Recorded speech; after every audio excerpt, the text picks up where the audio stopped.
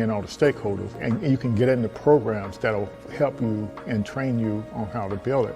But that first step is you have to design a business model that is desirable. When I initially moved back to Pensacola, I had a meeting with Lloyd.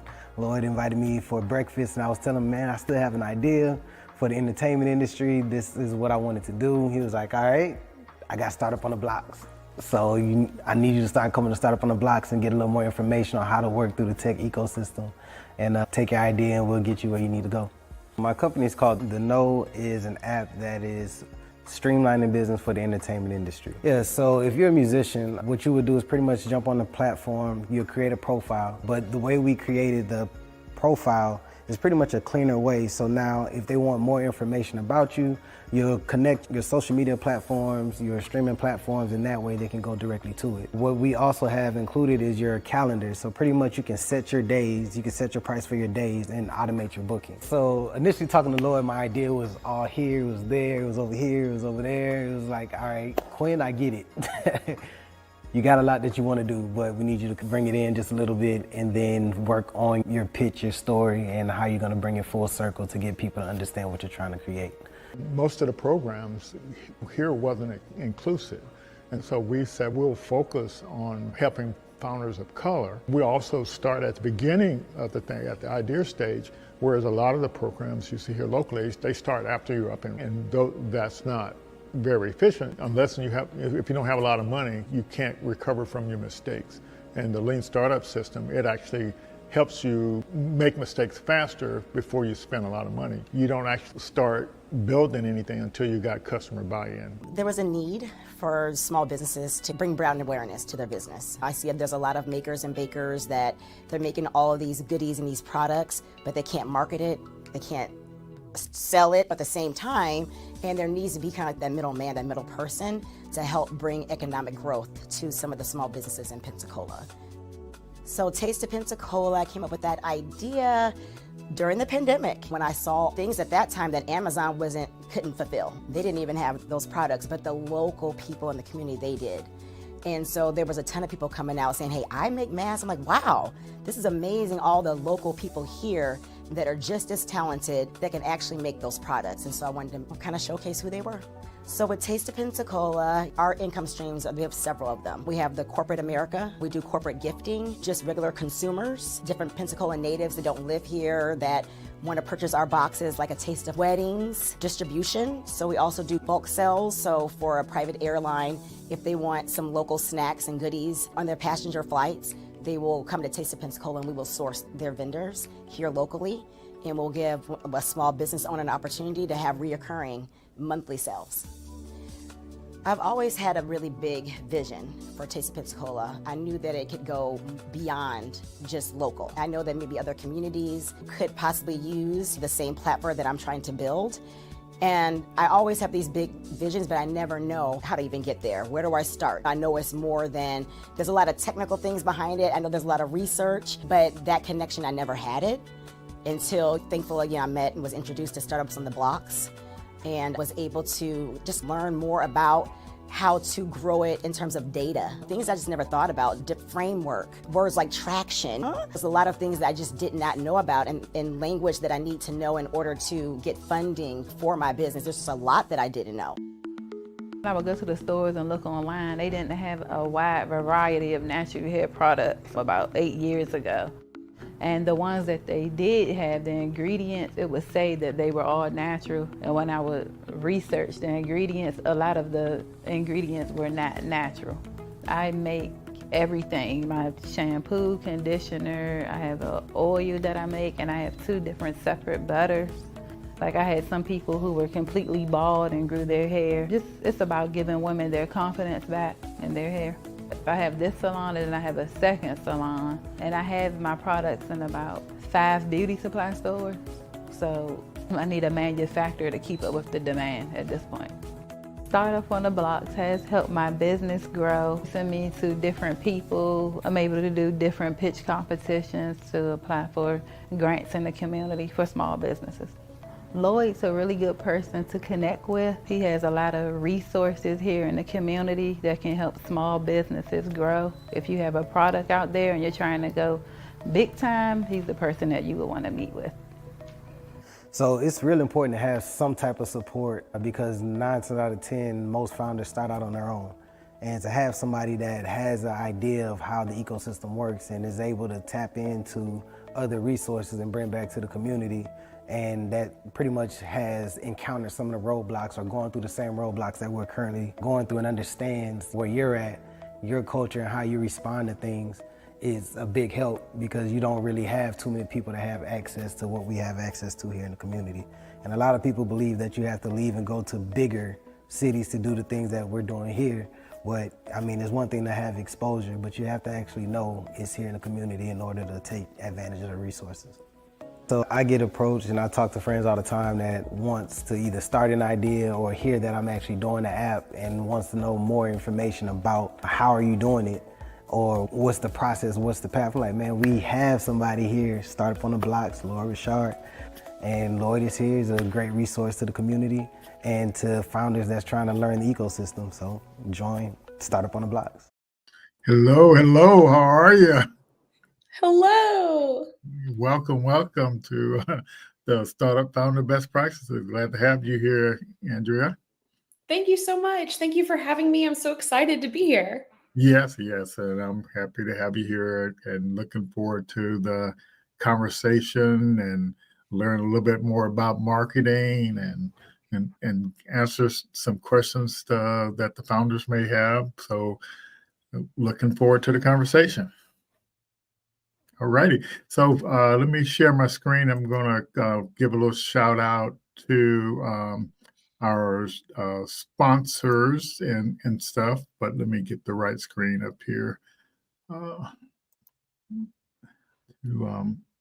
make sure we give credit where it's due to all the supporters of our what we're trying to do here to get founders connected to all these resources out there and also teach them how to build business models and how to validate demand and all that good stuff. All righty. So I want to give a big shout out to some of our partners. And so, Andrea, we kind of partner with organizations all over the country and just to kind of so we can actually reach more founders.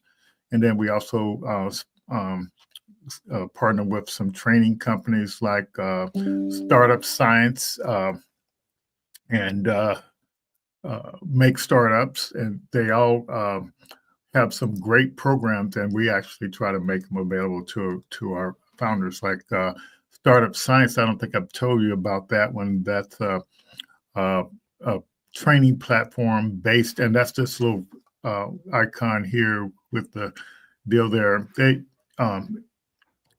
They basically have anything you want to know about being a startup founder, how to answer all the questions to the investors, how to fill out applications for programs.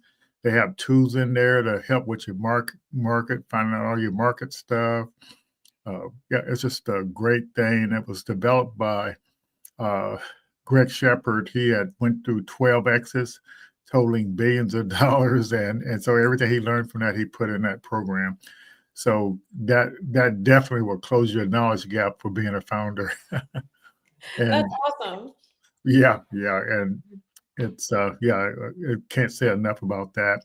The Make Startups, that's a platform that uses AI to kind of measure your entrepreneurial skills, and it also offers a national certification for entrepreneurship. So that's a pretty neat deal. And of course, I've been so you signed up for the Lean Stack program, so you're starting to get familiar with it. And one of the programs we're going to be telling you about tonight is to do a partnership with the Black Innovation Leaders of Florida, which we're a member. We also a member of the Black Innovation Alliance, and yeah, it's just a really neat thing. And the CODA thing, I don't think we talked much about that when we met last week, but it's a platform that like over 80% of the Fortune 500 companies use. So we're partnered with them. And being a startup, you can get 6 months free, unlimited AI. Yeah, so That's wonderful. Yeah, that's a neat tool. And Pitch Bob, with them, we partner, and you can get a 50% off discount for just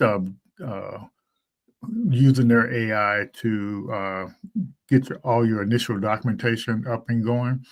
So yeah, it asks a series of questions, and from that it builds your pitch deck, sales deck, one pager, uh, business model canvas, and a bunch of stuff. And they also offer a lot of perks for founders as well. So, yep. So that's so partnerships are kind of key to success there, but we also have some sponsors too that put up the money to kind of help us run the programs, and so these are some of those folks. Yeah, so we're definitely thankful to all of those. I don't know if you recognize any of these. So many of them. Okay. I've worked with some of them, but also am really lucky to have had support from some of these along the way in my journey. So how cool Oh, good, just good. keep investing. Yeah. Yep, that's fantastic. Fantastic. I know you're a UWF grad, so we'll talk a little bit That's about right. that. Yeah. Yeah, so definitely look forward to talking about that. So why don't you take 1 or 2 minutes and introduce yourself to the audience? Wonderful. Well, I am just so excited to be here to talk about business and startup environment businesses and help other founders. I only became a founder because of others' help. So these kind of resources were really important and are still very important to me. So I'm Andrea Allen. I am in the marketing world. My background, I originally kind of came from the academic world. I focused in political speech writing and kind of the speech writing world. I got really into that, especially into how can we use interviews to better understand people and then tell really powerful stories that compel people to take action. Okay. So this was first with constituents. So interviewing people in certain areas and then learning how we can take what's unique about that group of people, put it into a speech in order to get better polling numbers. So that is kind of where I started. Okay, that's good. That was at UWF, and then I went into my career, and I started to apply this to marketing and branding. So went from academics to advertising, branding, and marketing. Also at a local business is where I got my start at ID Group. A Yeah, very I'm familiar with them. Yeah, they're a super well-known, very powerful, reputable branding agency. But also, what was really special about my time there is I got to learn from their founder, Mona, Dr. Yes. Amadeo. She Hmm. developed her own framework, Yeah. and I learned so much from her. But I also got inspired to try to learn what was special about my work Yeah. and see if maybe in the future I could build my own framework. Okay. Yeah. So it took many years, but with the help of even people like Mona and then other people I met throughout time, I was able to build a tool of my own. And that's how I made Box Verba, which is Yeah. a marketing tool. Okay. Looking forward to hearing more about that too. Yeah. So the definitely all things marketing sound like yes.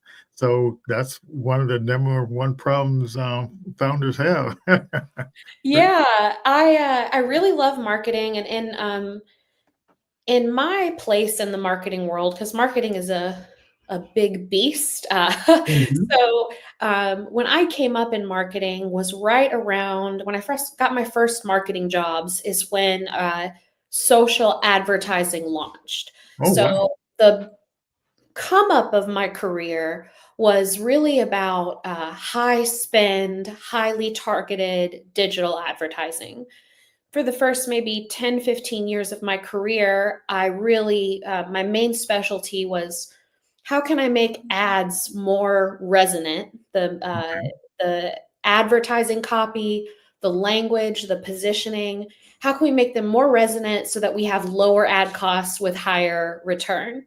Fantastic. So that was like the trenches of digital marketing there from 2012 on. Yeah, that sounds like you're getting down to the economics of it, because I've spent money on marketing, and I was one of our founders uh, in one of the, I think it may have been the last cohort we did this fall, and she was spending a lot of money on marketing, but wasn't really getting the return for it. Yeah, yeah. It's So so common, and a lot of times, even now, but really early in my career, where I made a name for myself was people were often spending significant amounts on marketing, but weren't getting the return they wanted, mhm, or they weren't hearing what they wanted. They would get customers, but the customers would sometimes not be a great fit, yeah, or would expect something different from the company than what the company was. So a lot of it is about figuring out what's special about the company that resonates with the market's need and what users or audience members or customers are looking for, because that can change with time. okay, okay, good. So we'll dig a little deeper, but first, let's we got a couple of open applications right now, and we're running a 90-day uh, demand validation for class. And it's like 90 days, but it gets to the heart of what you're talking about is understanding the things about the customer and the problem they have, so you can kind of come up with a correct way to talk to them that resonates with them. And that leads to that mafia offer they can't refuse. Yes, I love the name of that mafia offer. Yeah, so but so that's a good thing. So the deal is the you can apply at a let me get it looks like my little branding here is getting in the way, so I'll take it away. But you can apply at a, apply.kakuinstitute.org, and so that's the where you can get uh, get the application, and it's yeah. So uh, it, we're going to start that class on the 13th of January. So go ahead and get the applications in now. So if you haven't taken our 30-day business model design class, we'll dump you into one of the the the last cohorts we did, so you can actually work on that and get prepared for the 90-day program, because you have to um, have done your business model design and stress tested your business model and developed a business model story pitch. That's the kind of prerequisite for getting into that. But go ahead and get those applications in, and we look forward to a nice group for that 90-day program starting in on January 13th. And today we're launching this IP Launchpad program that Black Innovation Leaders of Florida have. And so we have access to this training curriculum called Patent Hacks. And they got a training curriculum for uh, trademarks and a training curriculum for patents. And so the application, you can find that on kakuinstitute.org. Get started. Just look for the patent hacks link.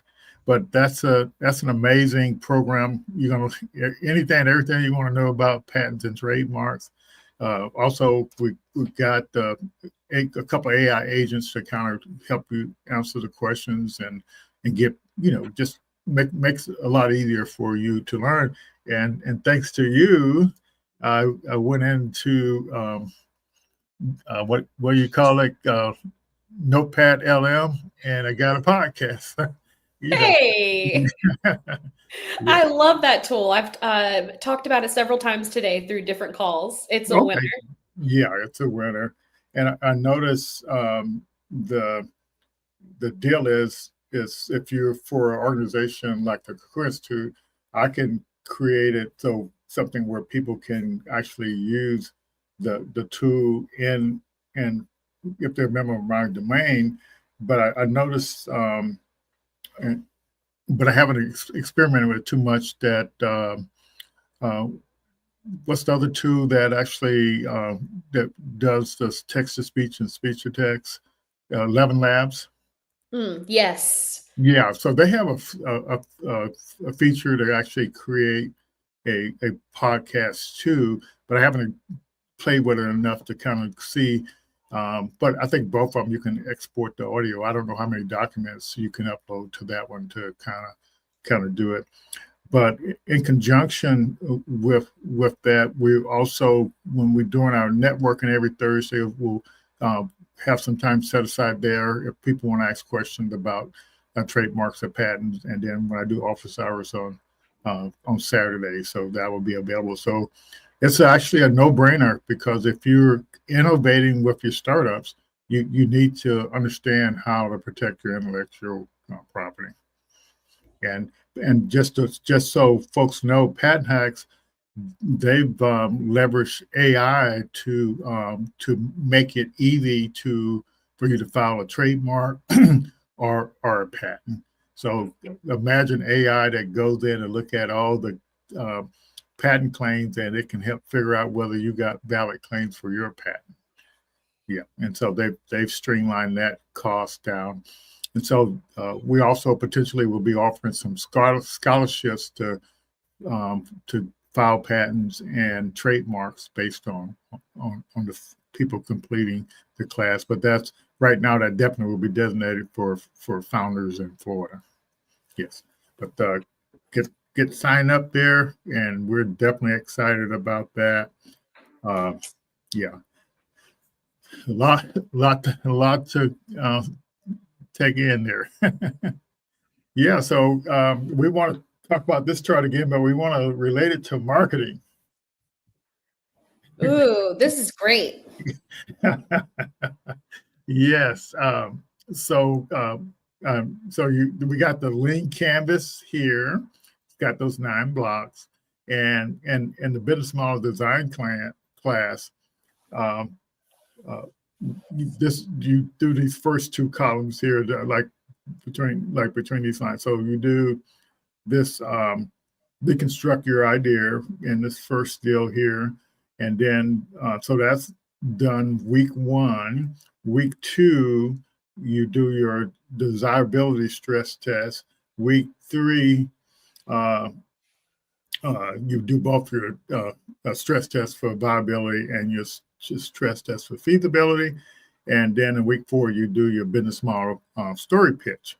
But what you might notice here, Andrea, is once you you go through the training for about the business model, and it's just you once you go through that first section of the training, you fill out the business model, the lean canvas, which has these 9 segments, and so once you do that, you have to break this big idea canvas up into variants, and these variants are customer segments.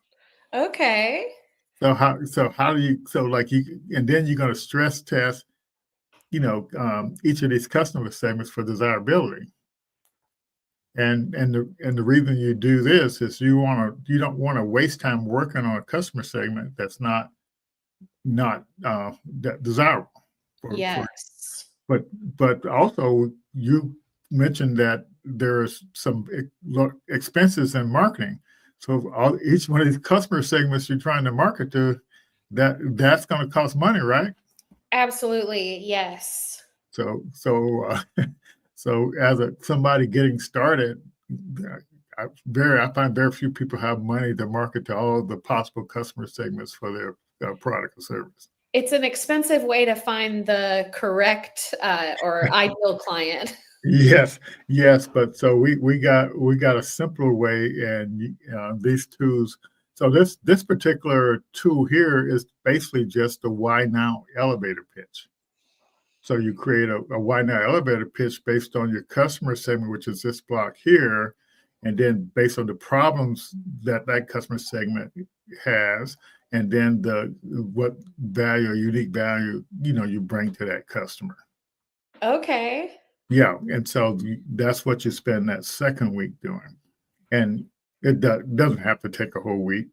And then the next thing is this viability test, and this test has to do with your pricing model. What prices do you charge each of these customer segments, and the metrics that you use for that.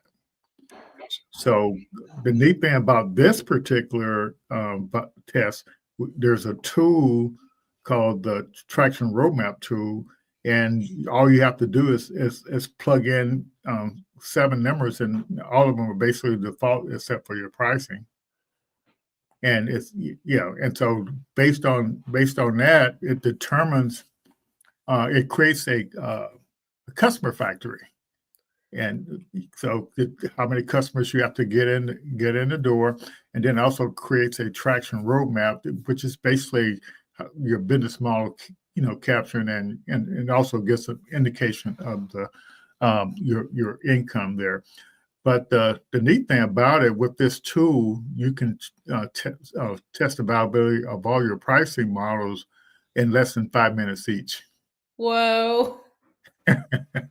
And it's a real simple approach. You have whatever goal you want to have for annual recurring revenue in the first 3 years of your business. You set that goal, and then the tool actually works backwards to current day to see how many people you have to get in your sales funnel. So like it also prints out a spreadsheet that for each month to the next 3 years, how many customers you have to get into your sales funnel each month in order to grow at that 10x rate. That's so powerful. Yeah, and it's way better than doing all these spreadsheets that's got all these forecasts that is you don't really know if they're actually really mean anything. But knowing exactly what you need to do to reach your goal, I think is a really powerful thing. And then you can track whether you're hitting it or not. That's exactly right. And so isn't that a powerful thing that you can actually learn before you go out spending a whole bunch of money on your business stuff? Yes, I think this is really cool. I spend a lot of time in marketing. In my field of marketing, we spend a lot of time, or I personally focused a lot on market research, which is a lot in this stress test desirability section. And so I find it fascinating to see the system like this because it's where I spend a lot of my time. Oh yeah. And so it's that but it was interesting about this, as you're doing all this stuff, you're actually building up your business model story pitch and your pitch decks to pitch your business model. All of these things you do go into your business model story pitch.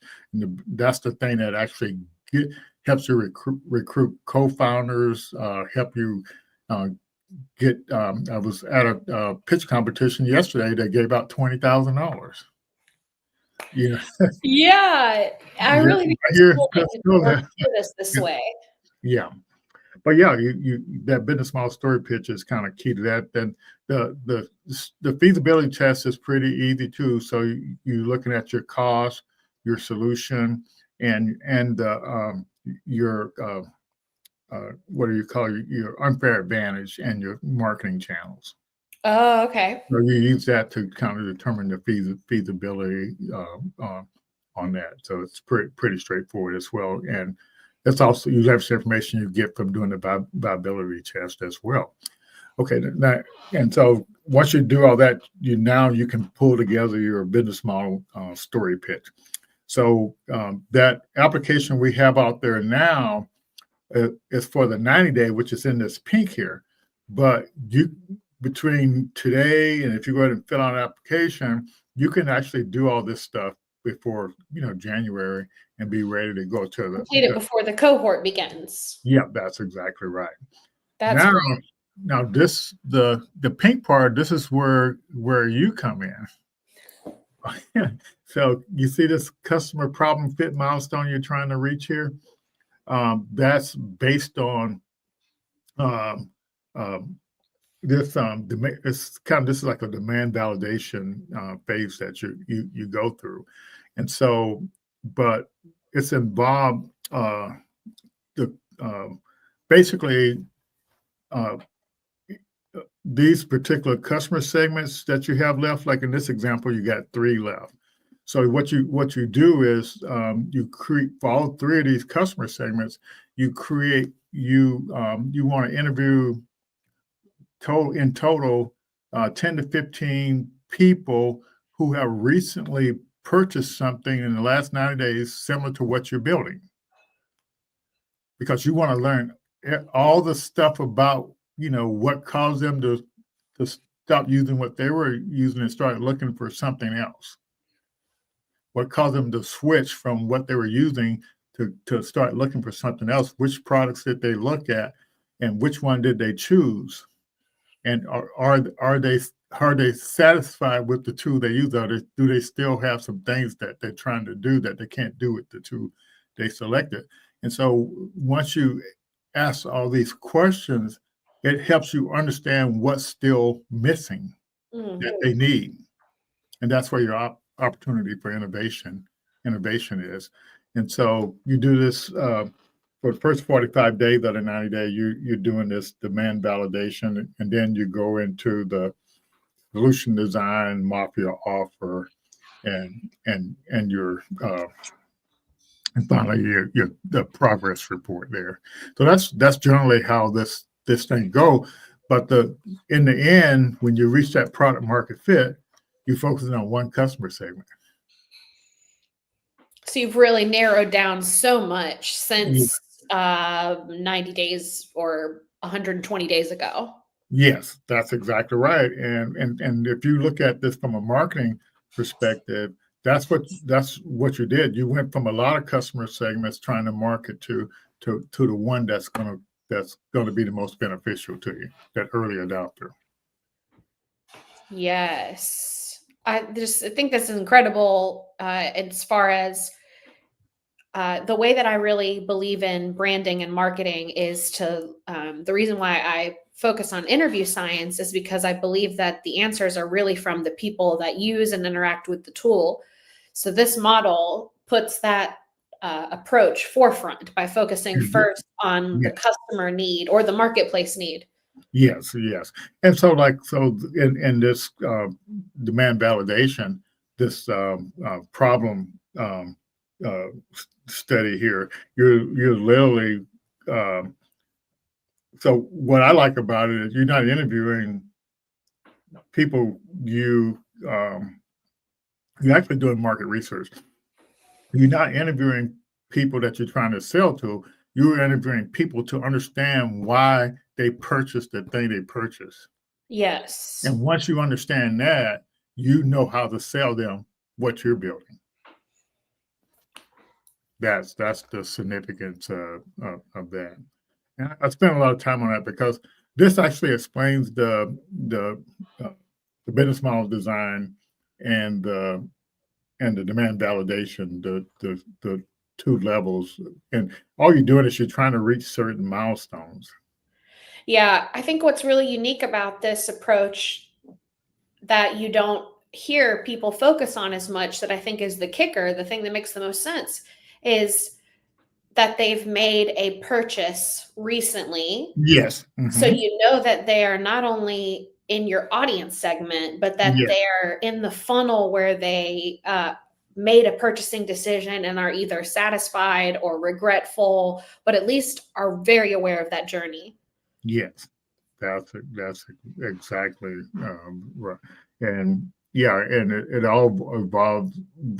It's just I think it's Ash came up with an amazing approach here, and what most people may not know is this is literally the approach that universities and accelerator programs all over the world use. Ash has this program all over the world, but people will get out there trying to develop a product or service and not know what methodology they should actually follow. And this is a methodology that you can actually follow where you know where you are and you know where you got to go. Yes. Yeah, and that's important. Yeah, so the startup founder best practices, we basically try to help people get through those milestones, and then in the startup science, it sort of helps you how to go through the your phases that your business goes through, what you need to do at each phase. And so as you're doing all this, you're innovating, you're creating value, and so and with that IP launch program, you want you're actually protecting your IP. That kind of sums it all up. And we have coaches and stuff to help people move um, through all of that. So yeah, so it's a great opportunity for founders, and the whole idea is that the startup ecosystem requires founders to have certain knowledge, but a founder may only have this level of knowledge. But by the time you get through this lean stack and startup science, you close that knowledge gap, and now you can, yeah, you can. So yesterday, there were three companies pitching, and one of them walked away with $20,000. You see what I'm saying? Definitely, yeah. And the process makes me think of the Y Combinator tools. You can enroll in their startup school. And back in the day, I signed up and I tried it out, but that system compared to this seems more accessible, and something that I could do. Oh yeah. Whereas the other one seemed more challenging. Well, see, like the Y Combinator, they've been around the longest, and for the but it was great and fantastic that they took all that knowledge from that, and they open sourced it, and they actually made their approach accessible. See, so the big thing that makes their approach works is they don't let you in unless you got a team that can build what you're trying to build. You see Yep. what I'm saying? And so, but the if the person doesn't have a co-founder or have the connections to do it, that makes it you got access to the knowledge, but in order to get in there, you have to have traction. And so that's kind of what the deal is. So, but like this lean stack, it could definitely be a feeder for a program for that. And that's literally all we're trying to do. We're trying to prepare you for all these other programs that actually give you money. That's what our approach is. Because That's without that knowledge, you're not going to be able to fill out the application correctly. Yeah. Yeah. Yeah, I found I wasn't when I was working on Y Combinator stuff back then, I was not ready for it. Right, right. Yeah, but the good thing about them, they have a library of stuff, ycombinator.com/library, and anything, it's a tool. And before we got the Lean Stack program, and we actually referred people to the startup school to kind of get going there. We also have some other programs that we can offer founders as well. So let's get to you now and your journey. Oh, fun. Yeah. Yeah. So you talked a little bit about your educational background. So what did you do your undergraduate studies in again? Yeah. Okay. So I went to school in Florida, and so I was in the IB program in high school, Okay. and I entered college with a lot of credits from my high school IB time. Okay. Good. And so when I got into college, I came from or come from a very poor background. So all I knew was that I needed a degree, but I didn't know what that meant. Gotcha. So I went from high school to college. I already had a lot of degrees, so I didn't have that time, a lot of classes. So Yes. I didn't have time to figure out what I wanted my degree to be. Mhm. Um, so I studied international studies, which was super fun. A lot of languages, cultural classes. But I got to the end of that degree, and found out that I really could only get military or foreign service jobs, which weren't for me. Uh-huh. Okay. So I said, okay, well, I had 2 more years of Bright Futures left for scholarship. And so I said, well, what am I going to do? And I wanted to save the world. So I said I would be a scientist. I wanted to be an environmentalist. Okay. So I went to the science department and they saw my math scores and they said, you should go to the communications department. Okay. I never heard math and communications. My math scores were very low. Oh, okay. That's what the problem was. They wouldn't let me do any science. Okay, gotcha. But they Okay. said I could communicate about science. Okay, but that's a good point because there's a lot of career fields in the tech space that are non-technical. Exactly.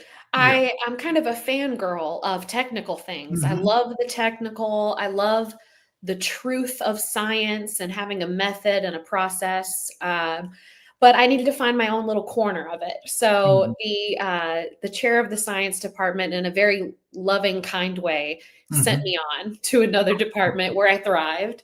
I really Okay. found my place in the communication department at UWF, which then was Dr. Brandon Kelly, who is now in the Arizona State University system. Okay. But he was also running the speech and debate program. And so I joined speech and debate, and I Mhm. just learned so much about speech and persuasion, public relations. We had a really great professor named Rick Scott, who also taught classes on military and intergovernmental press. And so it's just a great department over there. I learned so much. Mhm. Um, and then they launched a master's program. Okay. It was 2008 when I got my degree from UWF, my undergrad, Okay. And uh, what's that in again? in communications. Communications. Okay. Yep. And we were in the middle of a recession, and it Mhm. was a hard time to find a job. Yeah. So I stayed at the university as a researcher and as a coach on the speech and debate team. Okay. And I started my graduate studies at that time. Okay. So I started the Master's in Strategic Leadership program there. Okay. And that gave me hands-on experience in the community to do training and development programs. We studied strategic communication. How can you make high-level strategic choices? Okay. And this is also where I learned you can take interview science, qualitative interviews, and start applying them in your strategic communications or your marketing in order to get better outcomes. Mhm. So that was where that idea first got introduced to me. That would have been in 2010, 2011. Okay. Um, and let's see. So right after that, after I finished my degree, my Mhm. graduate degree, I went into branding with Okay. ID Group, like I talked about Okay. earlier. Yeah. Gotcha. Okay. Loved that. What was really cool about that time is ID Group at the time was focused on more traditional marketing. Mhm. And although they had done a lot of great websites, they were looking for more specialty for someone who had kind of was a digital native, I guess is the word. Digital natives were just entering the workplace. Yeah. Yeah. So I was able to learn a lot and work with some great institutions, partner with incredible teams to just learn so much about how organizations can really display who they are and make emotional connections through things like websites and marketing Okay. campaigns. Okay. So that's what I was doing for ID Group in 2012. I did that for about 4 years and then Mhm. started my own family. And when I started my family, I Mm. built my own agency. So Okay. that was in 2016. And when you say agency, what do you mean? Yeah, so I had a communications agency where people would come to us and they would ask us for how do we build a community using communications. So this Okay. might be setting up field marketing. Let's say that you're a food producer and you want to build a community of people who are obsessed with your food. You just launched a new food product. Okay. I would help people do those kind of communications. Okay. Often messaging campaigns. Who are we? What should we talk about? But then we would also do go-to-market or regional or national or international rollouts. So maybe expansions or those kind of things. When I was doing that, when I was running my communications agency, I found that it was just a very expensive and labor-intensive process. Okay. So I would do these interviews to find out what's the most powerful marketing message here. But these interviews take a long time, and to Yeah. process the data takes even longer. And so then Exactly. it was all manual. We were Yeah. using Post-it notes, Mm-hmm. highlighters, Yeah. Mm-hmm. and then a statistical analysis program called SPSS, which is Yeah. still commonly used, but is Yeah. a little bit archaic. Mm-hmm. So it was difficult. And this made the fee really high, but also as a young entrepreneur, I found that it was difficult to really get the kind of clients that I needed for this type of service. And so I needed to find a way to deliver the service for less than the number of hours that it was taking. So that led me to looking at automation and programming. Gotcha. And over a few years, that led me to building my own database. And I started with an app. It was an app inside of Airtable. So it was like Okay. a database app that would read my database and then give me reports. Okay. That was in 2018, 2019. And then in 2020, when the OpenAI beta launched, Okay. after a bit of persistence, I got into that by DMing the founders back then. I don't think that would Okay. work today. It But may still work. It may still work. That's it might still work. You're right. yeah. You never know. And so they let me into the OpenAI beta in 2020 and built out Vox Verba. And since then, I've just been building on and adding more and more to it, Okay. and working with different agencies and B2B typically. So we Yes. often work with marketing agencies and with business to business industry groups to help them understand their unique marketing message. Gotcha. Yeah, that's so I can see how your foundation kept being laid and getting stronger and stronger. And that problem of things being so expensive and hard to do, and then look into AI to kind of, make that, learning more efficient, and less costly. So the so so tell us again what is this you're after, and because you're trying to leverage the AI to make it easier for you to do. That's right. Yeah. Okay. So the tool itself gives marketing insights. Okay. So what it's looking for is what is the most powerful, compelling message that will convert users or customers, or help them be so emotionally connected that they are raving fans. Okay. So the way that I do it, there's a trillion ways to do marketing, but some of them are more effective than others. Yes, that's So, right. I very much believe in positive psychology. I also Okay. learned this from Mona, Dr. Amadeo. Okay. The premise that if we focus on positive messages and how products and services can positively impact a consumer's life, then we get the most powerful marketing messages. Okay. The second premise is that we are all storytelling beings, that we're Yeah. all part of a story. Mhm. And back from my communication days, it goes all the way to Joseph Campbell and this idea that we are all kind of actors or playing a role in our own Yes. hero's journey or our own Yes. archetypal journey. Yes. So a lot of people are familiar with the hero's journey, right? Yes. The Star Wars story, the kind of this Yes. iconic story of a hero, of you, a person journeying into the world, facing obstacles, overcoming, and then reaching a resolution. Yes. This is just one story of many uh, potential stories that are out there. So Carl Yes. Jung, he created or identified 12 archetypes Okay. back in the psychology field. Okay. So if we apply them to customers, then we see it as consumer psychology. So I Okay. focus on positive consumer psychology, but Gotcha. especially with archetypes and storytelling. Yes.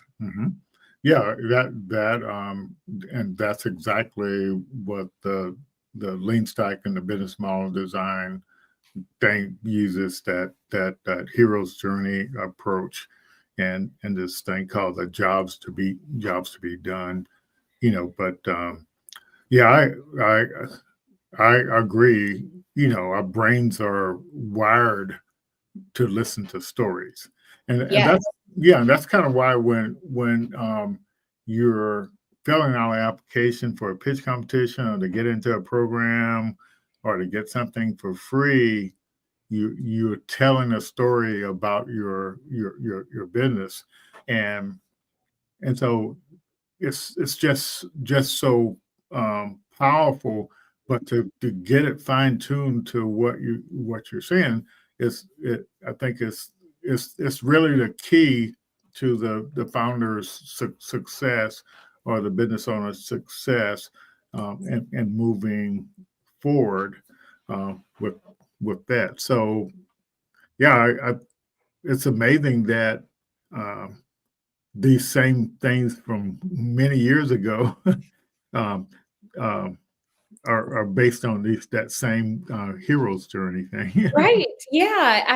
I might get the dates wrong on this, but I think that the original archetypal work was done between the 40s and 60s. Hmm. And then in the 80s, Carol Pearson and Margaret Mark wrote the book on brand archetypes. And so that was kind of the first time it was brought to the consumer field.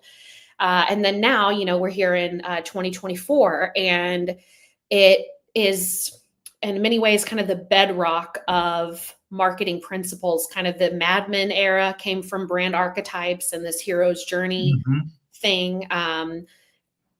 Most of our drama entertainment is Yes. based off of these. And so Vox Verba, the tool that I built, it is also based off of these stories, except we do an interview to Yes. listen for values and really emotional parts of the story. And Okay. then we map that to archetypes. Okay. So you might tell a story where you say that the most important thing in your business is that you're caring, that you really provide care and compassion to people. So the Hmm. AI might hear that and tag or mark that as being the caregiver archetype, Okay. which has very specific motivations, personality, feeling, and Hmm. marketing messages. Okay. So we try to hear what that deeper resonant story is, and then provide clear, consistent messaging that can start being picked up in Facebook ads, in press releases. And when Hmm. your marketing is that powerful and consistent, you could start to get picked up in really big places, not just from pitches for investing events, Hmm. but maybe you're able to get that message down so well that you get placement or picked up in a place like Forbes or your local news, and you're able to Yes. acquire customers through media. So that's Hmm. some of the goals. Yes. Yes. And so I'm definitely so excited about that part of it, because that's the really um, key part of the 90-day demand validation, is you're interviewing these people who have purchased something similar to what you're building or what you have, just to understand why they chose that product, what caused them to want to switch from that other product. And that's really all what you're learning in the 30-day business model design is innovation is all about what causes that customer to switch from what they're using now to something else. They're trying to do a certain job. The job remains the same, but they're still having issues doing it. So when you get frustrated enough, you start looking for something or something in your case, you're looking for something, an approach that's cheaper, trying to find the most economic approach. And so that's really a good deal. But any so are you satisfied with where you are with Box Verba right now, or what are you trying to do to it next, I guess? Yeah, I'm super excited about where we are right now, but also very excited about what's possible in the future. Yeah. Our roadmap, first we were just this tiny little tool that was an in-house agency tool that did our work for us. Okay.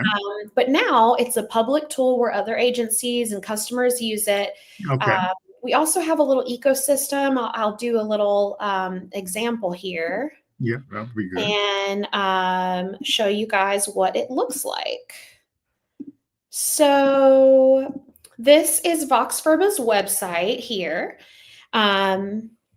We have a lot of different functions. I talked about how we take an interview and then help you find out your best marketing message. Mm-hmm. But we also have this suite of apps. So once you have your marketing message, what do I do with it? How do I use my marketing message? So I just wanted to give a quick little show of the way that I like to use it. So this is the website. Since I'm a marketer, I make marketing assets all the time for different entities, customers, and for myself. Mm-hmm. So this is the app suite here. If you're a Box Verba customer, these are some of the apps that you'd have access to. And this is one of my favorites, the brand color palette maker. I have to make a lot of content and stuff, and so I use this one a lot. Okay. Once you're a customer, you'd have a brand report. That's what comes out of the interview. We do the interview, and then you get a report about your messages. So you could put that report in here. But if you don't have it, the tools work anyways. So my brand is fun. And I took a screenshot of my website just to kind of show how it works. So this is meant to create a color palette for if I want to make new brand assets. So I'm just going to run it here. And it takes a minute because it's going to pull and call different AIs. Okay. So right now, did you say you took a screenshot of your website? I did. I took a screenshot of my website right here. Okay. And then I uploaded it right here. Okay. And I asked it to tell me what is the color palette? How do I keep it consistent? So it's giving me details here, but it's also going to generate some images. Now that's going to take a second. So I preloaded one in this other tab. Okay. Put the same stuff in. Oops, this tab. There we go. Okay. So you saw my brand, right? It's purple, kind of very alive. And so it came up with these images that I can use. And for me, they're right on brand. So these are something that I could just take. They're totally unique content. And so I can start using this right now. And I have a bit of a guide on how to use it here. So that's one way that I use this suite of apps. Okay. But there's a bunch of them in here. Stuff about writing books. I use this little guy all the time, my to-do list coach, where I take a picture of my to-do list and I tell it all the crazy stuff I have to do today. And then it gives me time blocks and also inspirational message to help me get through the day. Okay. But then really practical things too, like Google search ads in your brand voice, getting some social media help, writing press releases. So a lot of functions that are just the daily marketing tasks you can do in your brand voice here through Box Verba. Gotcha. Okay. I'm getting a better understanding. Now, I a little bit when you first introduced it, but I have to go back and, and look at it again from, based on, so yeah. So a report for Kakua. Huh? We'll get an interview report for Kakua Institute. Okay, that would be wonderful. Yes, yes. But so what did you say you were going to try to do next with your? So you're trying to get it, um, like you say, you got an external facing Yeah, thing. so Yeah. this is what's active. The next step is to build an even more submersive experience Okay. with interactive chatbots. We have some in beta right now where you can chat with your archetype. Okay. So if I'm identified as a caregiver archetype, I can have a chat with it about what my marketing strategy should be. Okay. And then the second way we're deepening Box Verba is by adding enterprise solutions where you can have whole AI chats based off of your own privately trained AI voice. And so Okay. that's at the enterprise level. And we've been testing that out with some great Okay. success. So 2025, those are the two things we'll be focused on. Okay. Yeah, it looks like Tony has a question here. Yeah, we do a lot of SEO and SEO keyword analysis. There are some SEO keyword helper tools for organic search. There's also a paid search ad helper. And then because at our agency, we do a lot of search management for clients, Mhm. there is a content generator and a press release generator that are SEO focused. Okay. So you're saying Box Verba has the what he's looking for? That's right. Yeah, Vox Verba has apps inside of it that help you in your SEO research. And when you're doing SEO execution work, there's apps in there to help that. Okay, good, good, good. So your approach there was try to get a suite of tools that if you're doing marketing or whatever, you do those. That's what you're actually putting together.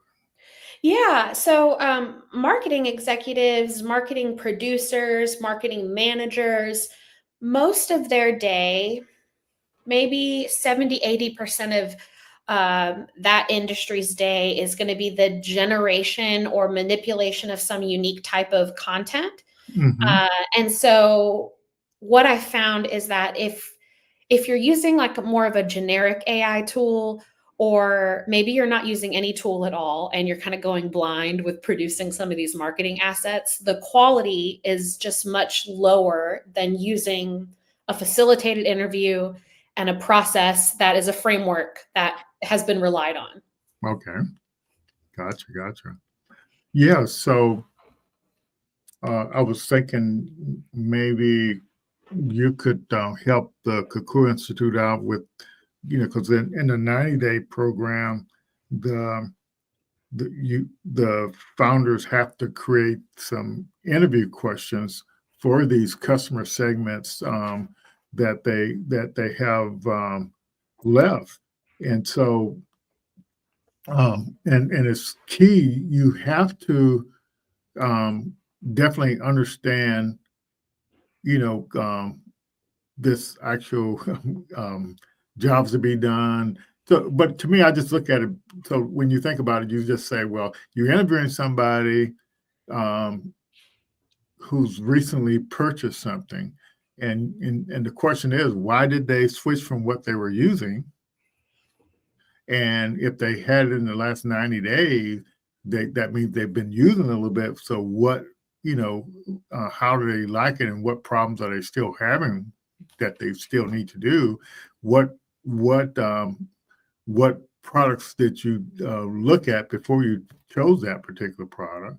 So you're getting this information so you can actually um, determine this customer forces jobs to be done story. And so, but being that it's so critical that you ask the right questions, that's what some of the founders are actually struggling with. For sure. It makes me think of when I when I was pregnant, I had two Hmm. pregnancies. I was on bed rest, so I had a lot of time on my hands. Yeah. So I watched all of Criminal Minds. Okay. They have this interviewing technique I where they haven't paid attention. Yeah.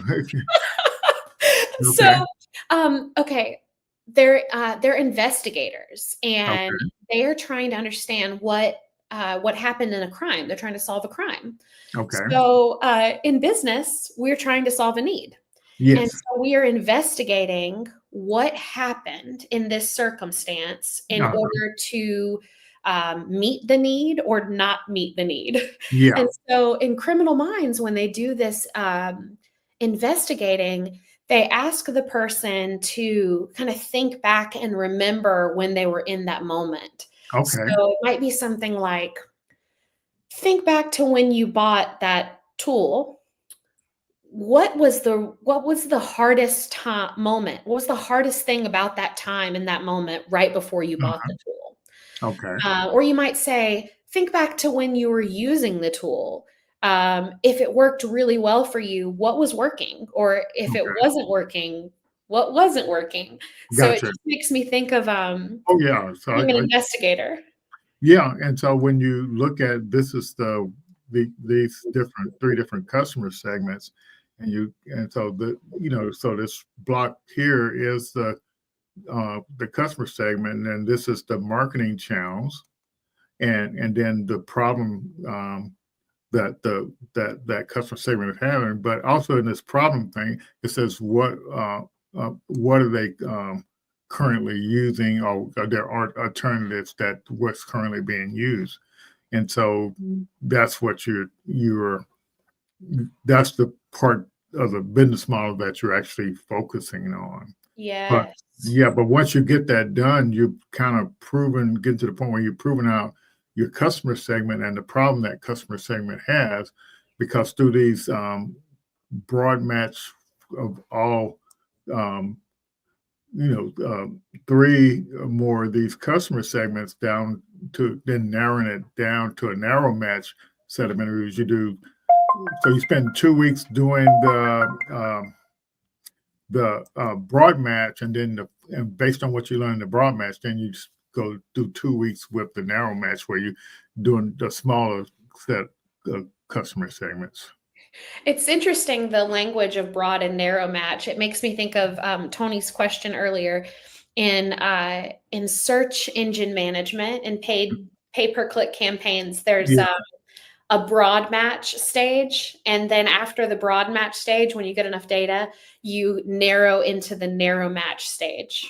yeah, I think it's trying to do the same kind of idea, and that's the challenge with the lean stack thing. It uses a lot of terms so variant. When you in this thing here, it would be nice if it just said break it up into the different customer segments, or whatever else you can break it up in. Definitely. Because Yeah. the average person doesn't know about variables or variants. Yes. You see what I'm saying? So it's the communication thing here, and yeah, but yeah, that's kind of what it is. But so what would so you're saying you would use that same Criminal Minds or whatever approach, but I think the objective of these questions is trying to figure out what that hero's journey is. Yes. That's what it's trying to figure out. Yes. Yeah, and so when you get the term they use is the job to be done, and so but the good thing is with those few amount of interviews, and you're doing this approaches as opposed to doing surveys and focus groups. You see what I'm saying? So you're literally streamlining your approach of understanding what the problem is. Yes. Yeah, with just imagine with less than 30 interviews, with that 10 to 15 a broad match and 10 to 15 a narrow match, then you're going to use the AI to analyze the audio from those interviews, and then actually map out, write those customer forces stories. That's so powerful. Yeah, and so, but my biggest challenge is all these founders out there. We're saying we got this tool available for them, and they don't realize they need it. Yes. Yeah, Yeah. yeah, and so that's kind of, but like having you as a marketing person and being able to articulate the significance of this, because it really the lean stack thing here and the startup science, I think they cover over 90% what a founder needs to know to be successful. I know that this is a conversation meant for startups and founders, but Yeah.